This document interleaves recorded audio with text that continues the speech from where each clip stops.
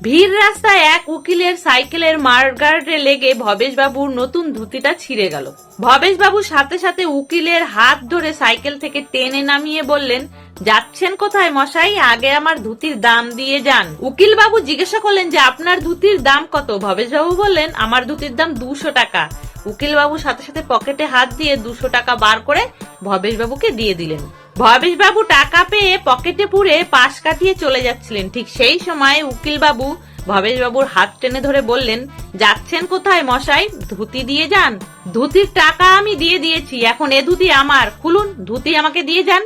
দুজনের হট্টগোলে ততক্ষণে অনেক লোক জড়ো হয়ে গেছে এবং ভিড় জমে গেছে। তারাও তখন বললেন যে উকিল মশাই তো ঠিকই বলেছেন, উনি যখন ধুতির দাম দিয়ে দিয়েছেন তাহলে তো এখন ওই ধুতির মালিক উকিল বাবু, আপনি এক্ষুনি ওই ধুতি ওনাকে খুলে দিন। ভবেশ বাবু বললেন, আচ্ছা জ্বালায় পড়লাম, আমি ওনাকে ধুতি খুলে দিলে এই দিনের বেলায় লোক ভরা রাস্তায় কি উলঙ্গ হয়ে বাড়ি যাব?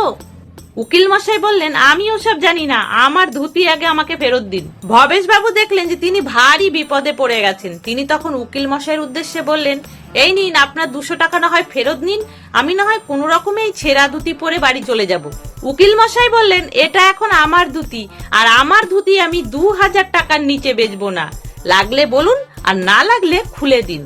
কি আর করা যাবে, ভবেশ বাবু তখন বাধ্য হয়ে 2000 টাকা দিয়ে সেই ছেঁড়া ধুতি প্যাচ লাগিয়ে কোনো রকমে বাড়ি ফিরলেন।